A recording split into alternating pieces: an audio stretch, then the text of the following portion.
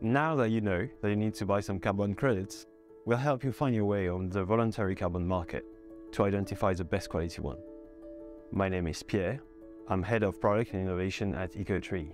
In this video, I will tell you about the key criteria to look at to decide whether a carbon credit is of high quality or not.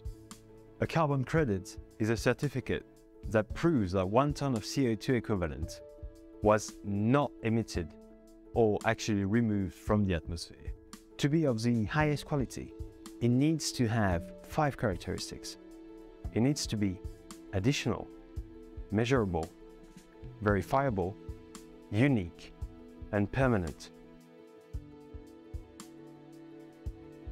Additionality can take many forms, but what it essentially means is that we only account for the CO2 reductions that would not have occurred without the project relative to a baseline scenario.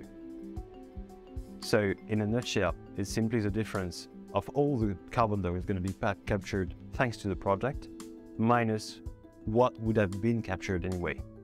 For instance, if we take the example of agricultural land, we don't expect much carbon sequestration on this land.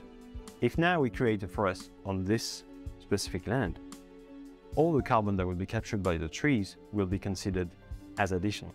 On the other hand, if someone decides to cut a standing forest down to replant some new trees, it will not be possible to generate carbon credits from that because the baseline scenario here was a standing forest, so we only going back to this baseline scenario. Additionality can also be financial. What this means is that if it were profitable to create a forest, for instance, for timber value, timber revenues and so on, people might do it anyway without the financing from the carbon. So here, the baseline scenario is one where the forest is created. You could not generate carbon credits from that. Finally, if there is a regulation that actually imposes you to create a forest legally, then the baseline scenario is one where you do respect the law and you do create a forest. So again, such a project would not generate carbon credits. Mesurability means that we need to actually be able to measure how much carbon was captured or avoided thanks to the project. At EcoTree, for instance, we have not only developed a methodology that allows us to precisely project how much carbon will be captured by the forest, but we actually go on site and measure the biomass to verify how much carbon was indeed captured within the wood of the trees over a given period.